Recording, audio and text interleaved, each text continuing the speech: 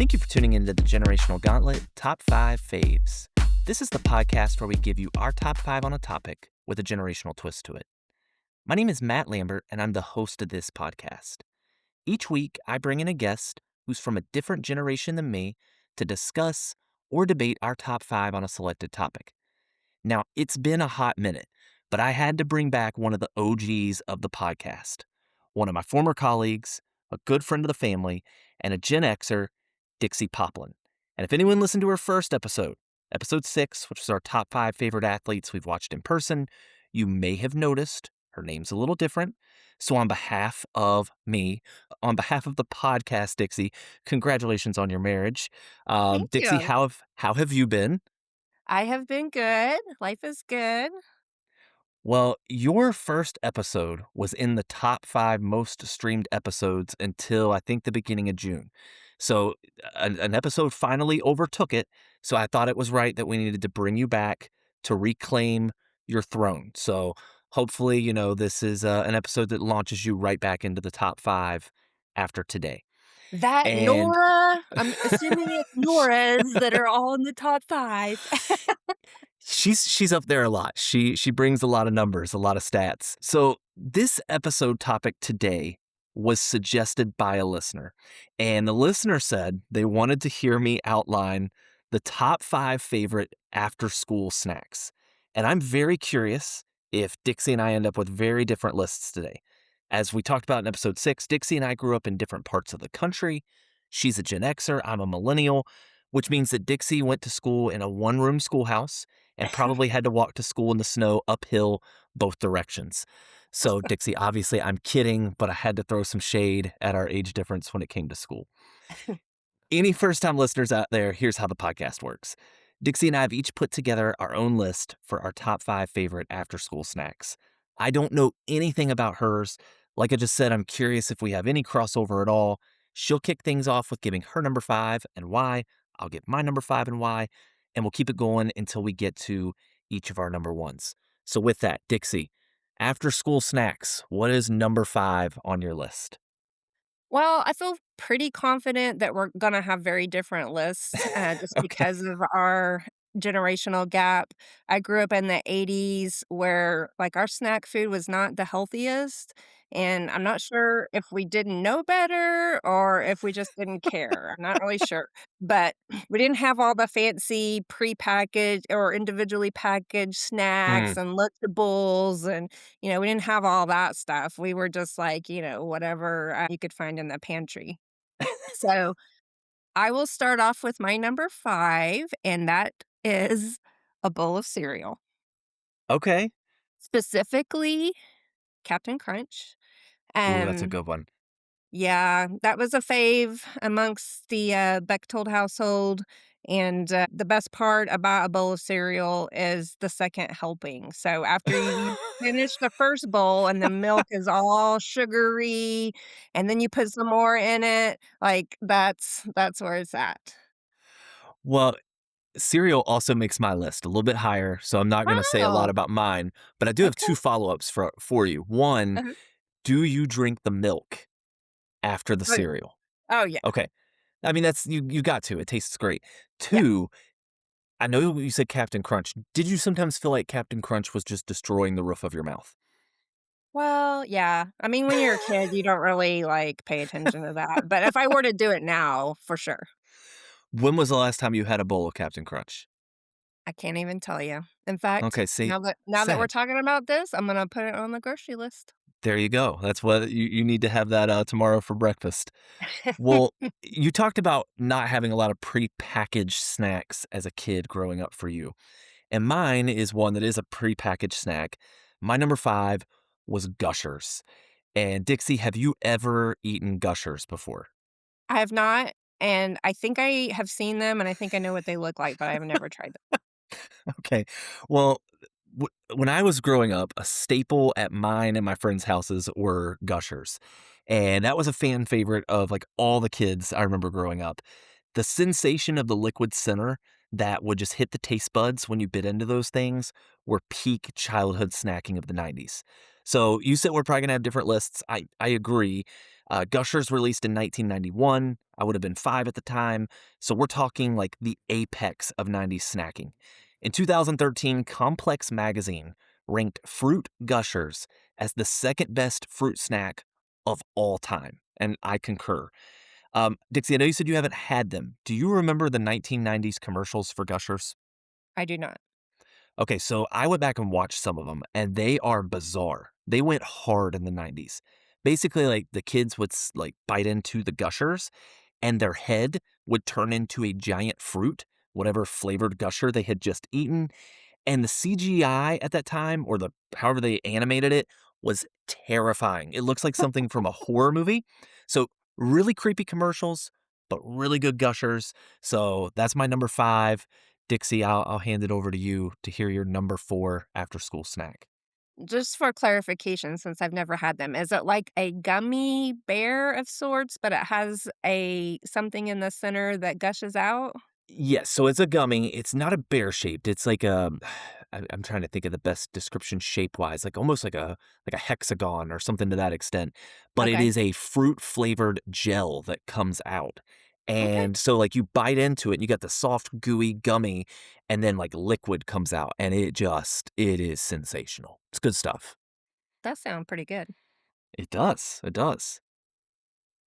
All right, moving on. Number 4 is the Little Debbie oatmeal cream pie.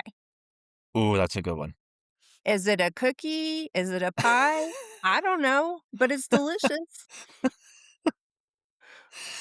You know, Dixie, that would probably be my wife's number 1 is the oatmeal cream Oh, pie. uh-huh. Um, our gluten-free diets do not allow us to consume the original oatmeal cream pies now, but we've tried to replicate those or eat versions of those at different restaurants. So that's a good one. Is this something you've actually enjoyed recently? I've not had it recently. Sort of the same as, the Captain Crunch. It's you know, all of these are not the healthiest, so it's not like I wanna have them around a lot, um, but I enjoy them on road trips. Like, I like to bring Okay. them when I'm going on road trips and stuff. All right. Well, I will tell you if you ever want to hit up, and I'm going to put a plug in for a restaurant here. Anio Loves in Charleston, South Carolina, in the West Ashley area, has an oatmeal cream pie cookie. And it's, of course, vegan, dairy free. It is phenomenal. Like it slaps. It's really good. S- Have you been eating gluten-free long enough that that stuff kinda tastes good now, or is do you Yes. think an average Yes. person's gonna think it tastes good? That's a good you know what? That's a fair point. If you're gluten-free, great oatmeal cream pie cookie. Maybe if you're not, you might be like, I'm missing something," but I think her cookies hold up even if you're not on that diet. Because I think I used Okay, to eat them before I was gluten-free, okay, fair. so still good. It's funny that you keep mentioning ones that are not the healthiest because mine aren't either. My number 4 is Dunkaroos, and Dixie, do you know what a Dunkaroo is? I do not. Okay, so my list very 90s heavy here. And in the 1990s or 1990, General Mills launched a snack-sized package containing cookies and frosting. And what you did was you dunked the cookies into the frosting. That's why it's called Dunkaroos. They were sweet. They were the right amount of snacking to hit after a long day of studying at school. They had this little kangaroo mascot, and when I was prepping for this episode, I rewatched a 1994 advertisement, and I forgot that he was 100% Australian, like full on accent, everything. And considering that, he is probably like a top 5 Australian figure for me, right behind Steve Irwin. A bunch of different flavors. They had vanilla cookies with vanilla frosting and rainbow sprinkles, chocolate with vanilla frosting, graham cookies with chocolate frosting, and so on. And Dunkaroos must have really peaked in the 90s because they actually discontinued this in 2012. It's my understanding that was because of what you mentioned, the health trend, and people knowing this isn't healthy. We shouldn't eat these.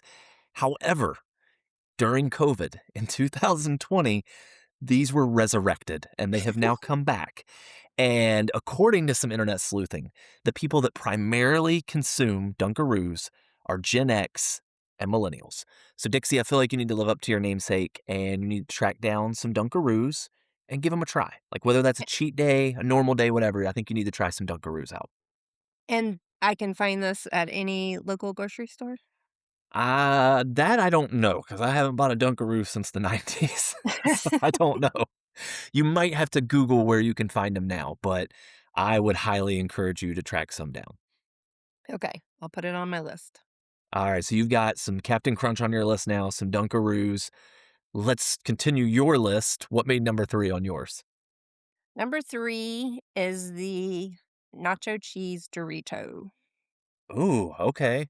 I did a little research on Doritos as well because back in the day, you didn't have a lot of options. I mean, it was like regular Doritos, nacho cheese, and like maybe another one.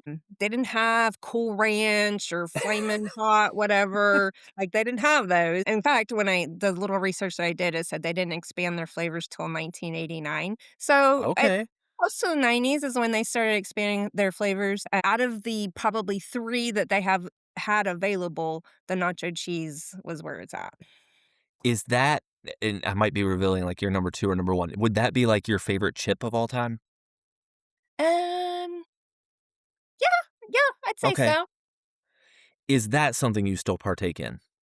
I will occasionally I will say, I haven't just in our line of work, I haven't been out on the field in a long time, but that used to Mhm. be, like, my go-to when I was out in the field. I'd stop at a convenience store and get a bag Okay. of Doritos. We used to like when Madison and I first got married, we would kill some Doritos.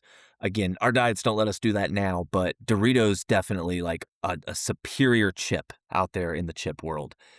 Well, Dixie, so far you've not heard of either of mine on the list. I'm curious if you've heard of my number 3, and I think so. Um, First off, I gotta ask because you had oatmeal cream pies. What do you call that? Like not oatmeal cream pie, like the like broad generalization of that. Do you call it like a snack cake, a lunch cake? What do you call that? Um I don't know, I just call it oatmeal cream pie. I mean, you could 'cause since it's Little Debbie's, I think they sorta market that they have like, snack cakes, so I think you Hmm. could call it a snack cake. Well, I was just curious what you all called them in Oklahoma. I know in my house we called them lunch cakes, and definitely they're not lunch cakes. There's nothing lunch about those things. They're dessert.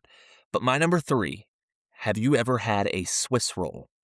Yes. Okay, so we've got one. I've got one that you recognize now. So, according to, and I'm going to probably mispronounce this website, so I'm going to spell it so I don't mispronounce it. It's accio.com. They measured data through 2022. And as they measured it, fudge rounds are considered the number 1 lunch or snack cake by sales, which is just disgusting. Those things are nasty.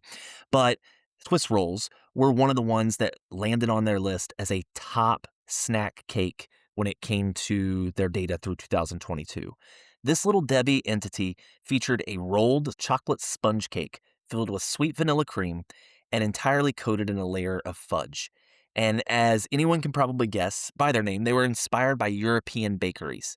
In 1962, O.D. McKee, the co founder of McKee Foods, toured European bakeries and brought this idea home, inspired by the roulade. Now, if anyone's interested, a roulade, because I didn't really understand this, is a dish of filled rolled meat or pastry. For example, the Germans have the German roulade, which is roast beef surrounded by fillings like bacon, onions, mustard, and pickles.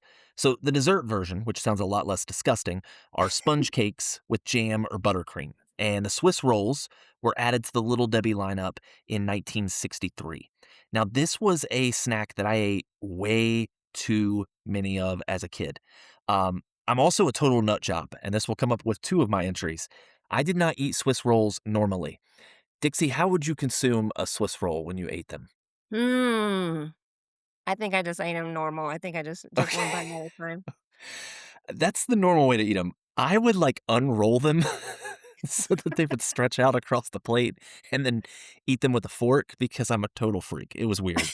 And, Little Debbie loved to remix their snack cakes, and I remember there was a strawberry version of this that slapped. I haven't had one of these in years, but I think they still stack up for consumers today. So there's a song by Kendrick Lamar, or that he's in, and it's called Like That. And Kendrick said it's not just the big 3, it's the big me.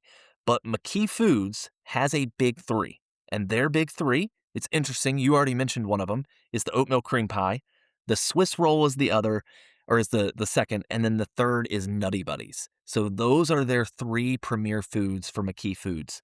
And Dixie, I have one trivia question for you as I wrap up my Okay. Swiss rolls. Do you know which state buys the most Swiss rolls? I'm gonna say Texas. Good guess. It's actually Michigan that drives home the most Swiss rolls. And that's probably the only thing that that state does good because this is a podcast that reps Ohio State, OHIO. Dixie, I'll hand it back to you for your number two. Well, I'm so glad that you just mentioned the top 3 Little Debbies because my number 2 is the Nutty Buddy. It's a I like classic. it. What's funny, when I started thinking about my list, I always called them Nutter Butters, which is wrong, obviously. The Nutter Butter is the little cookie that's shaped like a hmm peanut. Yeah, that's the Nutter Butter, but I called it that even though it was wrong, but it technically is Nutty Buddy. It's the perfect blend of crispy wafer, chocolate, and peanut butter, and it's the perfect size. So when you hmm get home, it's not like you're not gonna be so full you can't eat dinner. It's just a nice sized snack that is delicious. Well, Dixie, it's very interesting that Nutty Buddies is number two on your list because it's number two on mine as well. Yes! So it's funny, as I was doing research, I looked it up. They came about in 1959. So I was like, you've had to at least had these because they predate both of us. But I agree with you. The flavor on these are just amazing. Some other facts I found out researching Nutty Buddies that I did not know. Their shelf life, if you put them in the pantry, they should last 60 days in your pantry. And if you freeze them, they are good for 6 months. And Dixie, I can't speak for your household, but in mine, they didn't make it 6 days. Sometimes they barely made it a couple days. So we never tested the limits of the shelf life. But some data that I found, Nutty Buddy is the third highest selling snack cake in 8 states. And in West Virginia, they are actually the number one selling snack cake, which probably contributes to why I love them so much. So I agree with you, Nutty Buddies are phenomenal. I think they're the OG of snack cakes. So it's number one from West Virginia, number two for me. Dixie, I'll be very curious to hear your number one that you got on your list here today. I do think we need to recognize that little Debbie she's killing it on She this list. is. She is. She's got it going on. Okay, my number 1, and there's kind of a story behind it, but it is donuts. Okay. So, when I was in junior high, my mom worked at a donut shop, and she would bring home the leftover donuts that were fresh from that day. So, I was definitely the cool kid if I brought friends home after school and we had fresh donuts waiting for snacks. Yeah, props to mom on that one because she hooked us up for a few years there when she worked at the donut shop. Shout out to Dixie's mom.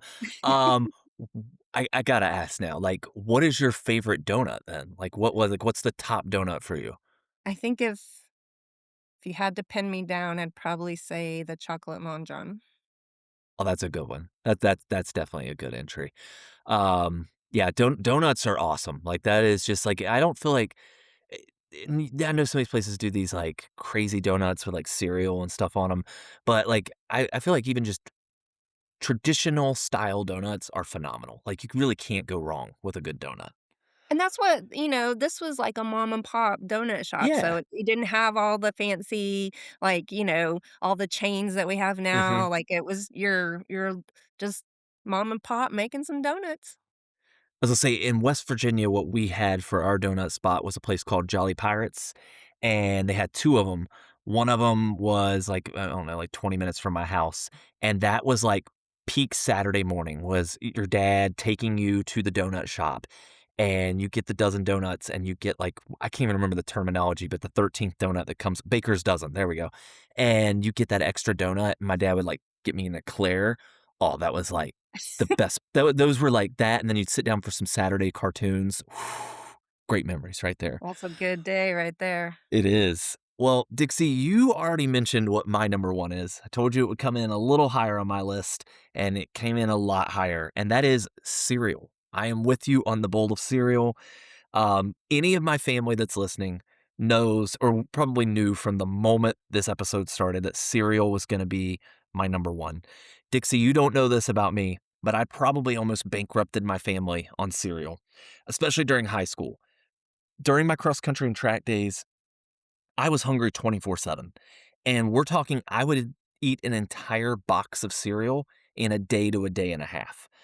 I used those big measuring bowls that you could put cups of items in, and that's what I would pour my cereal in. We were talking, I'm going through, like, I'm using like a third to half a gallon of milk in every bowl of cereal, which is probably why I have to go gluten and dairy free now. But I would just lay siege to these bowls of cereal. And when I say cereal, I was an equal opportunist. You mentioned Captain Crunch. In high school, I didn't meet very many cereals I didn't love. Some of my top ones: Count Chocula, Frosted Flakes, Lucky Charms, Raisin Bran, Trix, Honey Grahams, Corn Pops, Fruity and Chocolate Pebbles, and my favorite all-time cereal that I can no longer eat, Cinnamon Toast Crunch. So Ooh, oh, I that is love good. Cinnamon Toast Crunch. It's so I, good. if I hadn't already asked you, I was gonna ask you what your favorite cereal was. I know yours was Captain Crunch. For me, if Cinnamon Toast Crunch, somebody from there ever listens to this podcast and wants to figure out a way to make that gluten-free, I would be set for life. Like, that would bring me so much joy. Um, but I have a hot take I have to make here today, Dixie, and I'm curious if you'll jump on this hot take with me. Are you a fan of Count Chocula cereal?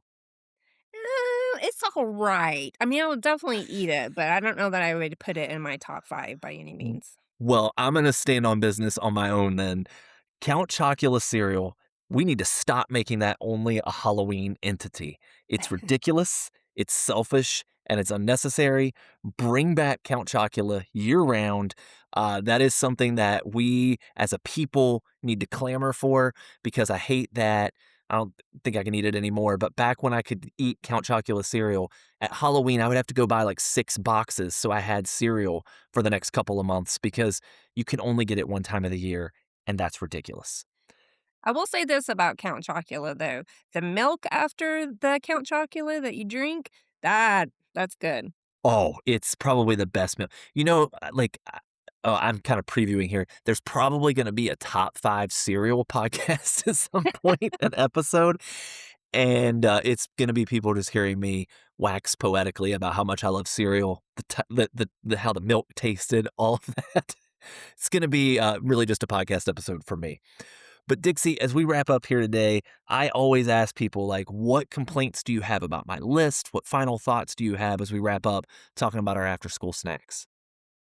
No complaints. I did expect them to be different. I'm gonna try out some of these things Okay. that you've mentioned just so I can say I've at least tried it.